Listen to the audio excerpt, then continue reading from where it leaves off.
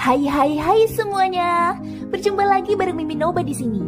Mimin ucapkan terima kasih ya untuk para sobat Noba yang sudah memberikan support dan kesetiaannya sampai sejauh ini.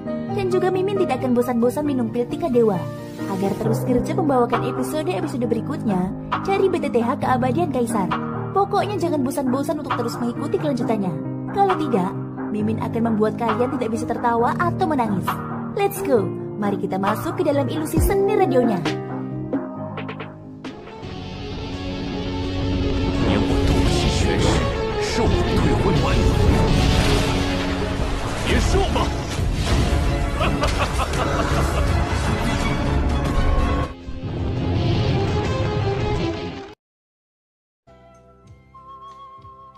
Waktu terus mengalir seperti air yang mengalir. Tanpa disadari, 10 hari telah berlalu sejak Xiaoyan memasuki ruangan batu. Di dunia luar, Chai-Er telah mulai mengatur semua urusan di kota di bawah kepemimpinan dokter peri kecil. Fang Tonghui dan Liu Cheng juga tidak berani berhenti saat mereka membantu mengumpulkan sebagian besar faksi di kota. Pada saat yang sama, nama gerbang Xiao secara bertahap menyebar ke seluruh wilayah Gurun Utara. Faksi-faksi dengan cepat tiba di kota Feng satu demi satu. Di antara mereka, kedatangan satu kelompok menyebabkan dokter peri kecil agak terkejut. Orang yang datang itu adalah pemilik Ryuzawa Square yang mereka temui di Laut Utara belum lama ini, Liu Jingang. Kedatangan Liu Jingang memang di luar dugaan dokter peri kecil. Ia tidak menyangka bahwa orang dari kedalaman Laut Utara ini benar-benar akan datang jauh-jauh ke kota Feng untuk menemui mereka. Namun ketika Xiao Yixian mendengar bahwa Liu Jin benar-benar datang untuk bergabung dengan gerbang Xiao, keraguannya pun menghilang. Adapun pasukan dan ahli lainnya, mereka kurang lebih memiliki konflik dengan Istana Gurun Utara di masa lalu. Kali ini mereka memilih untuk bergabung dengan gerbang Xiao atau membawa hadiah untuk memberi selamat. Setelah serangkaian kejadian, ada puluhan pasukan yang datang. Tentu saja hanya beberapa orang yang memilih untuk bergabung dengan gerbang Xiao pada akhirnya. Meskipun faksi gerbang Xiao baru saja terbentuk dalam 1 bulan ini, masih cukup jauh dari pembentukan dan kebangkitan yang sesungguhnya. Untungnya dengan kepemimpinan dokter peri kecil, seluruh kota Feng dikelola dengan baik. Banyak bangunan telah dibangun dengan cepat.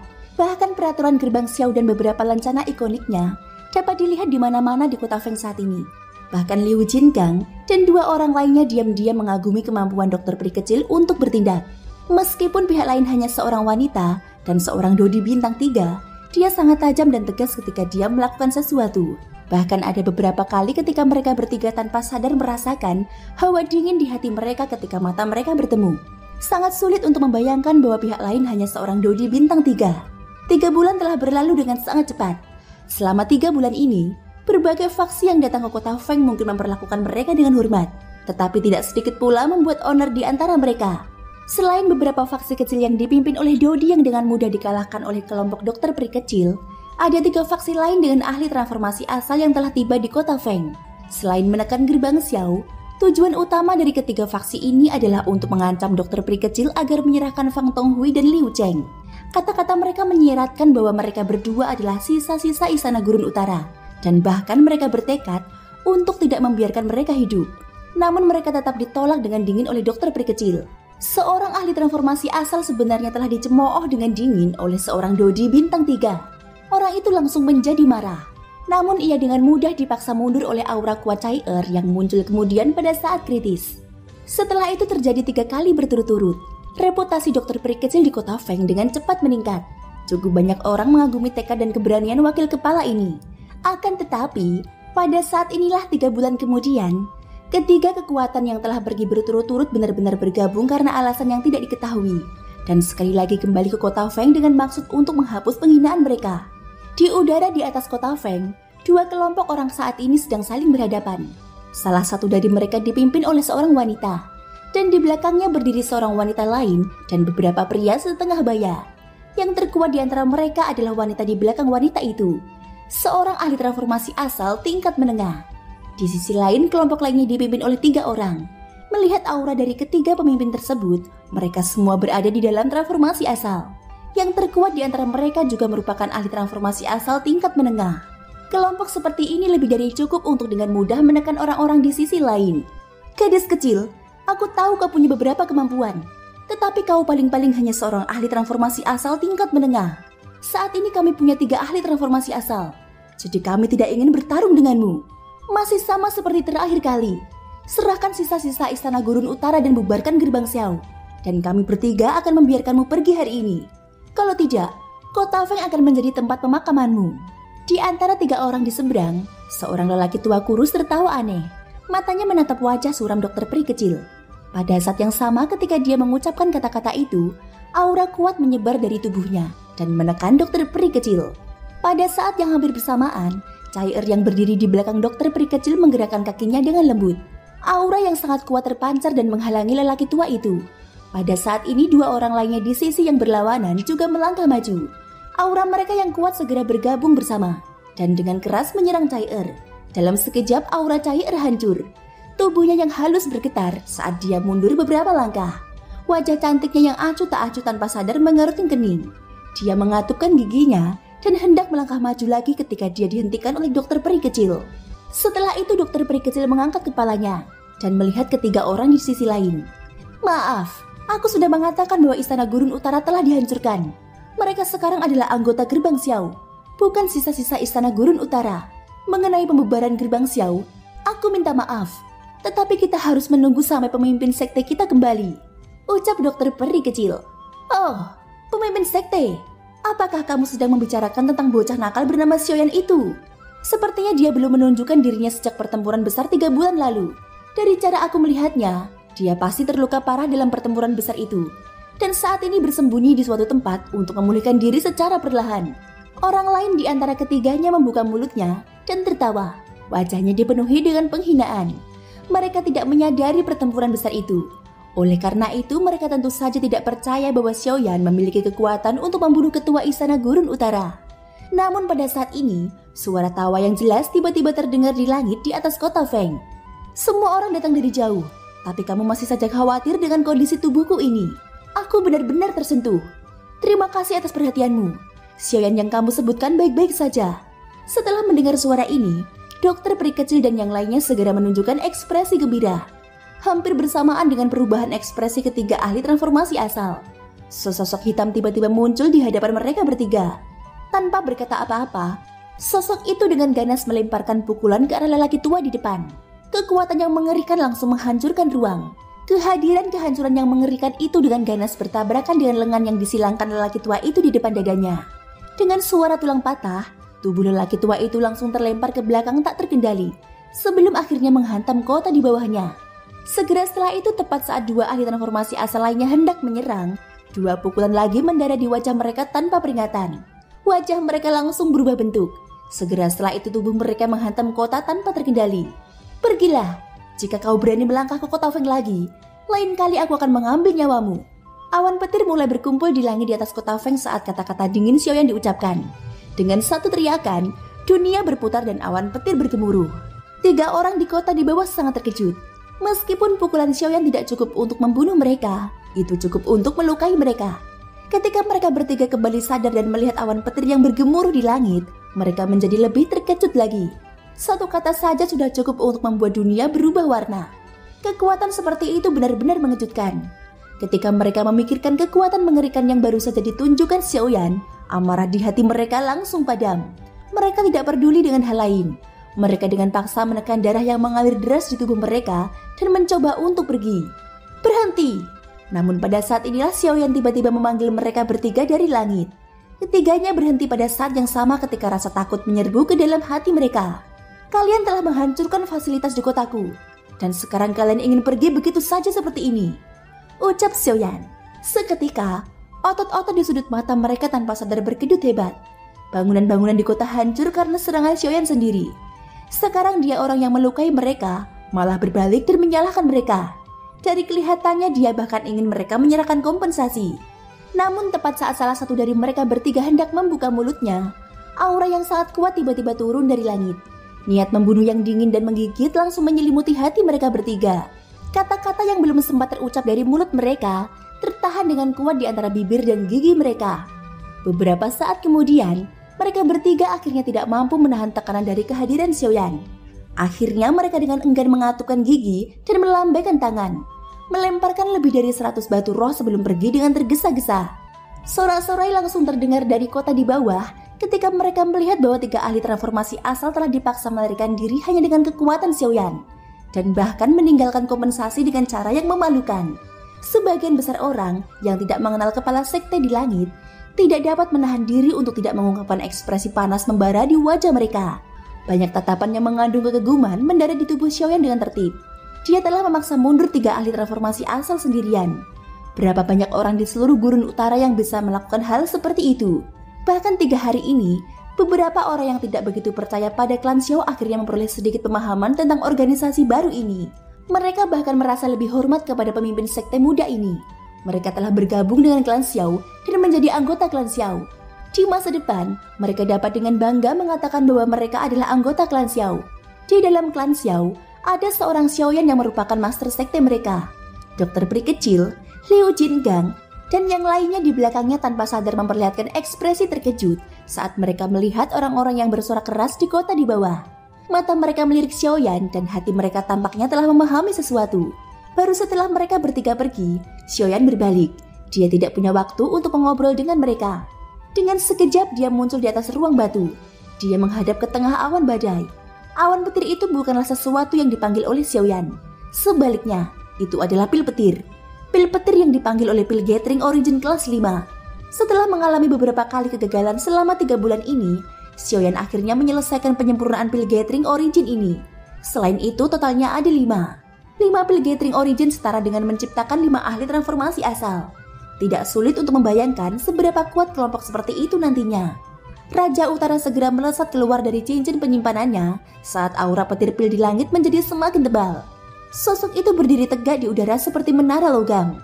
Di bawah tatapan ragu semua orang di kota, sosok itu langsung menyerang pil petir tanpa ragu-ragu. Pada saat yang sama, Guntur meraung seperti naga yang marah saat menyerang Raja Utara dengan ganas. Keduanya bertabrakan, dan petir yang menggelegar meledak. Raja Utara benar-benar menghancurkan petir itu dengan tubuh bajanya. Seketika, serangkaian teriakan terdengar dari kota di bawahnya. Pada saat yang sama, Raja Utara kembali melesat ke langit memasuki awan badai. Xiaoyan di bawah memperhatikan tubuh Raja Utara memasuki awan petir. Matanya mengandung sedikit keterkejutan. Namun dia tidak tahu apakah kekuatan Raja Utara akan mampu meningkat lagi setelah dia menelan semua pil petir. Jika Raja Utara dapat menerobos lagi dan mencapai alam pengembalian asal dengan kultivasinya saat ini, itu pasti akan sangat membantu Xiaoyan. Begitu dia kembali ke wilayah barat dan menghadapi Ye Luotian, Xiaoyan akan semakin percaya diri dalam mengalahkannya. Mengenai orang-orang dari sekte kuil hantu, Xiaoyan hanya bisa menunggu dan melihat. Beberapa orang berdiri di udara kosong. Xiaoyan menatap awan guntur yang bergulung-gulung di langit. Ia segera menatap dokter peri kecil itu dan tersenyum. Semuanya berkatmu beberapa bulan terakhir ini. Sang dokter peri kecil tersenyum balik dan mendesah tak berdaya. Aku tahu kamu tidak pandai dalam hal-hal seperti ini. Dan aku benar-benar tidak dapat membantumu dengan kultivasiku saat ini. Jadi aku hanya dapat melakukan apa yang aku bisa untukmu. Ucap Xiao Yixian. Sebenarnya, ini juga bagus. Di masa lalu, saat aku berjalan bersamamu, kau selalu berdiri di depanku. Sekarang aku dapat menjagamu di belakang dan melindungimu dari angin dan hujan. Jika ada yang berani menyentuhmu, aku akan membunuh siapapun. Ucap Xiaoyan sambil tersenyum. Meskipun kata-katanya diucapkan dengan santai, niat dingin yang menusuk yang terkandung di dalamnya masih menyebabkan hati seseorang menjadi sangat terkejut. Hal ini menyebabkan Liu Jingang dan 2 orang lainnya di belakangnya merasakan hawa dingin di hati mereka. Sebagai tanggapan, dokter peri kecil menyeringai, memperlihatkan 2 lesung pipit kecil yang lucu. Matanya yang indah mengandung kehangatan dan kebahagiaan yang tak terlukiskan. Setengah jam kemudian, Raja Utara yang telah menyerbu ke dalam awan petir sekali lagi muncul. Segera setelah itu petir pil yang awalnya agresif perlahan-lahan menghilang. Raja Utara sekali lagi kembali ke depan Xiaoyan. Xiaoyan mengerutkan kening saat dia melihat Raja Utara yang sama sekali tidak berubah. Sepertinya pil petir kelas 5 tidak lagi berguna bagi Raja Utara karena kekuatannya saat ini. Jika dia ingin Raja Utara mencapai alam pengembalian asal, Xiaoyan mungkin harus mencari cara lain. Singkat cerita, kepala gerbang Xiao, Xiaoyan, saat ini sedang duduk di kursi utama di aula pertemuan gerbang Xiao. Di bawahnya ada dokter peri kecil dan yang lainnya. Semua mata tertuju pada Xiaoyan secara serempak setelah mereka duduk. Sekarang setelah Xiaoyan muncul, semua hal di kota Feng secara alami akan diputuskan olehnya. Setelah duduk, dokter peri kecil memberikan gambaran umum tentang perkembangan gerbang Xiao selama 3 bulan ini kepada Xiaoyan. Xiaoyan menganggukkan kepalanya berulang kali saat mendengar ini. Harus dikatakan bahwa kemampuan dokter peri kecil untuk bertindak benar-benar membuat Xiaoyan sangat terkesan. Dalam waktu 3 bulan yang singkat, Gerbang Xiao yang awalnya kosong memiliki hampir 20 anggota Daudi. Di antara mereka, ada 7 Daudi kelas atas. Meskipun kultivasi orang-orang yang tersisa tidak dapat dibandingkan dengan ketujuh orang ini, mereka tidak dapat diremehkan. Tentu saja, 7 anggota Daudi kelas atas itu tidak termasuk Liu Jingang dan 2 orang lainnya yang hadir. Dengan kata lain, jika 3 Daudi bintang 9 itu dijumlahkan, Gerbang Xiao saat ini akan memiliki lebih dari 10 anggota Daudi kelas atas. Ditambah dengan ahli transformasi asal Xiaoyan dan Cai Er serta Raja Utara yang kekuatannya sebanding dengan ahli transformasi asal tingkat lanjut. Dari sudut pandang tertentu, kekuatan Gerbang Xiao saat ini telah melampaui Istana Gurun Utara di masa lalu. Ketua klan, dalam 3 bulan ini, wakil ketua klan memimpin kami untuk membangun kota Feng dan merekrut orang-orang dari seluruh tempat. Hingga saat ini, semua toko di kota Feng telah menjadi milik klan Xiao kami. Hanya sebagian kecil dari para ahli yang masih mempertahankan kebebasan mereka dan tetap tinggal di kota Feng. Ini semua berkat wakil ketua klan. Wakil ketua klan telah menolak musuh yang kuat 4 kali dan melindungi kehidupan kedua klan kami. Karena alasan ini, kami berdua sangat berterima kasih atas kebaikan ketua klan dan wakil ketua klan kepada kedua klan kami. Saat ini kami berdua telah membawa semua anggota klan kami ke kota. Mereka tinggal di rumah besar kami yang lama. Ditambah dengan Daudi elit dari kedua klan kami, Gerbang Xiao kami saat ini memiliki total hampir 30 Daudi elit. Ada juga banyak ahli bandi. Mulai hari ini dan seterusnya, kedua klan kami dan Gerbang Xiao akan hidup dan mati bersama. Feng Tonghui dan Liu Chang segera membuka mulut untuk berbicara setelah kata-kata Xiaoyan dan dokter peri kecil terdengar. Kata-kata di mulut mereka dipenuhi dengan pujian dan kekaguman terhadap dokter peri kecil. Ketika mereka menyebut diri mereka sendiri, kata-kata mereka terdengar sangat setia. Mampu membawa anggota klan mereka ke kota, tidak diragukan lagi membuktikan hubungan mereka dengan Gerbang Xiao kepada Xiaoyan. Tentu saja, Xiaoyan masih tertawa dingin di dalam hatinya. Meskipun kata-kata ini terdengar nyaman, orang hanya perlu berpikir sedikit untuk memahami bahwa alasan mereka membawa anggota klan mereka ke kota adalah karena mereka takut akan dibunuh oleh musuh yang kuat jika mereka terus tinggal di tempat asal mereka. Jika mereka membawa mereka ke kota Feng, anggota klan mereka niscaya akan jauh lebih aman dengan Gerbang Xiao sebagai perisai. Bagus, kesetiaan kalian berdua terlihat jelas. Aku sangat terhibur. Semoga kalian berdua terus bekerja keras di masa depan. Aku sudah menyiapkan hadiah untuk kalian bertiga yang hadir. Ucap Xiaoyan sambil tersenyum tipis. Dia segera membalikkan tangannya dan mengeluarkan botol giok dari cincin penyimpanannya. Setelah itu, dia menuangkan 3 pil obat bulat seukuran buah kelengkeng dan berkata sambil tersenyum. Ini adalah pil obat yang telah aku sempurnakan selama 3 bulan terakhir. Pil Gathering Origin. Begitu kata-kata ini diucapkan, cahaya keemasan segera muncul di mata ketiga orang yang hadir. 3 pasang mata yang dipenuhi dengan panas membara secara seragam mendarat di 3 pil obat di udara di atas telapak tangan Xiaoyan. Mereka dengan hati-hati merasakan kekuatan obat yang melonjak yang terkandung dalam pil obat. Mereka bertiga tidak meragukan bahwa ketiga pil obat ini tidak diragukan lagi adalah pil Gathering Origin. Pil Gathering Origin. Ini adalah pil obat ajaib yang dapat menjamin bahwa kultivasi mereka akan menembus tahap transformasi asal. Namun saat tatapan mata Feng Tonghui dan Liu Chang yang berapi-api tertuju pada pil obat ini, Liu Jin tiba-tiba mengernyitkan alisnya karena curiga. Dia ingat dengan jelas bahwa Xiaoyan tampaknya adalah seorang master formasi tingkat 5. Bagaimana dia tiba-tiba menjadi seorang alkemis tingkat 5? Melihat tatapan curiga Liu Jin, mata Xiaoyan menyipit. Sambil tersenyum lembut, dia menyimpan pil obat di tangannya. Sejujurnya, alasan aku mendirikan Gerbang Xiao adalah karena aku memiliki musuh besar di wilayah barat. Jika aku mengandalkan kekuatanku sendiri, akan sangat sulit bagiku untuk melawannya. Oleh karena itu, aku berharap dapat meminjam kekuatan dari sebuah faksi. Beberapa dari kalian akan menjadi andalan terbesarku saat aku kembali ke wilayah barat. Mendengar perkataan Xiaoyan, ketiga orang yang hadir langsung mengernyitkan dahi. Mereka tidak menyangka bahwa Xiaoyan yang berada di wilayah utara ternyata memiliki hubungan dengan salah satu faksi di wilayah barat. Selain itu, dari perkataannya, sepertinya dia ingin mereka bertiga ikut pergi ke wilayah barat bersamanya. Ketiganya langsung mengerutkan kening saat memikirkan hal ini. Jika demikian, bukan saja mereka tidak akan bisa menjadi terkenal di wilayah utara setelah bergabung dengan Gerbang Xiao. Mereka juga harus meninggalkan rumah mereka. Ketua, klan kami telah tinggal di wilayah utara selama beberapa generasi. Sekarang setelah kami bergabung dengan Gerbang Xiao, itu demi bisa menetap. Namun jika Anda membawa kami ke wilayah barat dengan tindakan Anda ini, bukankah akan sangat sulit bagi kami untuk kembali? Setelah fondasi klan kami hancur, bukankah kami yang sedikit ini akan menjadi anjing tunawisma? Saya khawatir kami tidak boleh pergi ke wilayah barat. Kalau tidak, Xiaoyan lalu menjawab, tenang saja, aku tidak butuh kalian semua untuk pergi. Lagi pula, markas besar Gerbang Xiao masih ada di sini. Tidak mungkin aku meninggalkannya begitu saja. Kali ini aku hanya butuh kalian bertiga untuk kembali ke wilayah barat. Sedangkan untuk klan di belakang kalian bisa tenang dan tinggal di wilayah utara. Tidak akan terlambat bagi kalian untuk kembali begitu urusan di sana selesai. Xiaoyan mampu menebak pikiran di dalam hati mereka bertiga dengan satu tebakan. Sebelum kata-kata mereka selesai, dia sudah menyuarakan pikirannya. Ketika dia melihat bahwa mereka bertiga masih memiliki sedikit keraguan, dia terus membuka mulutnya dan berkata, "Setelah masalah ini selesai, kalian masing-masing akan mendapatkan 1 dari 3 pil Gathering Origin seperti yang telah kalian lihat sebelumnya. Selain itu, aku akan menambahkan pil transformasi ekstrim tambahan. Ini dapat dianggap sebagai hadiah kalian karena mengikutiku ke wilayah barat." Senyum gembira langsung berseri di wajah mereka bertiga saat mendengar kata-kata Xiaoyan. Jika memang begitu, hasilnya akan sangat berbeda. Tidak disangka mereka tidak hanya bisa mendapatkan pil Gathering Origin, tetapi juga pil transformasi ekstrim tambahan. Mereka tidak boleh melewatkan hal baik seperti itu. Perkataan ketua terlalu serius. Sebagai anggota gerbang Xiao, wajar saja jika kita rela melewati air dan menginjak api demi gerbang Xiao. Bagaimana mungkin ada imbalan atas perbuatan kita? Namun jika beberapa pil obat ini dapat digunakan sebagai imbalan atas jasa pertempuran kita, itu mungkin akan sangat bermanfaat bagi pertumbuhan gerbang Xiao kita di masa depan. Xiaoyan tanpa sadar tertawa dingin di dalam hatinya ketika mendengar ini. Ketiga orang ini mungkin memanggilnya gerbang Xiao ini itu di permukaan. Tetapi dari awal hingga akhir, mereka tidak memperlakukannya sebagai anggota gerbang Xiao.